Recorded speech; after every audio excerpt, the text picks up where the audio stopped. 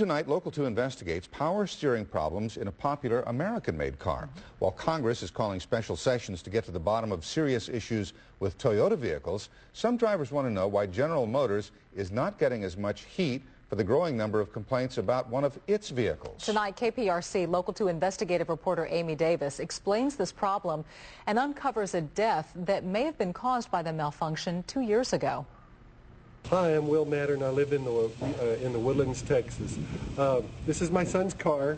Will Mattern took his story to YouTube. I couldn't steer my car. Kara Jones called Local 2 Investigates. It comes on right here. Neither could get help from General Motors. The steering goes completely out, so you're left with no steering. When they say the power steering on their Chevrolet Cobalt started failing abruptly and without explanation. Then when I called GM, they acted like they had never heard of the problem before. That was 7 months ago, when Mattern took a video camera and took his story to the internet. There's one thing you can do that can make a difference. If you can call the National Highway Traffic Safety Administration.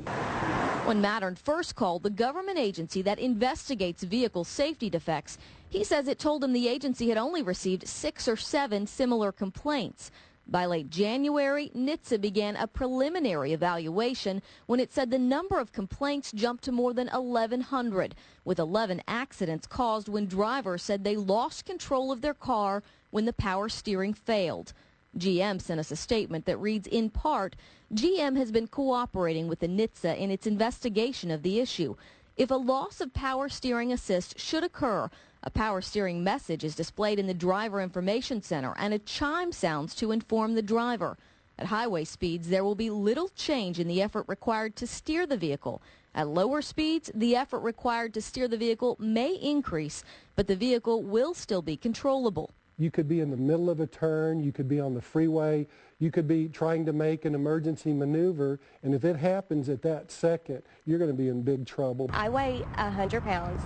I cannot steer a vehicle. It takes everything in me just to try to move it a little bit. Local 2 Investigates uncovered similar complaints in NHTSA's own records posted online. In November of '07, one driver said they spun out of control and into a tree.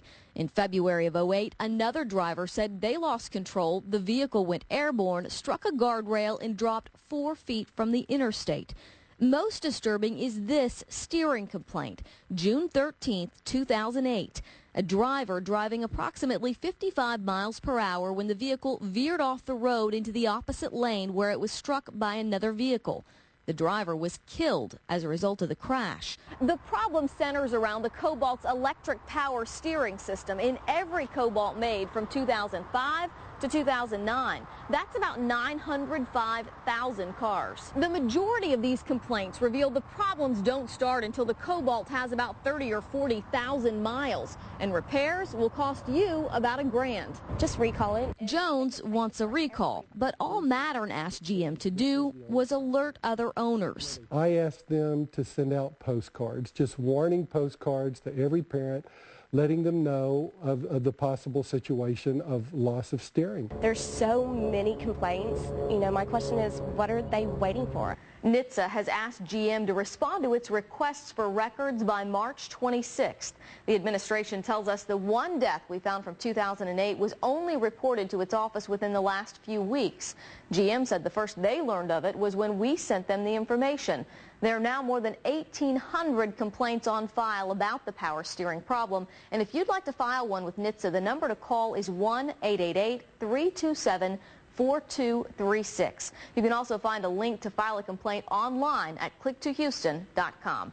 I'm Amy Davis, KPRC Local 2. Now,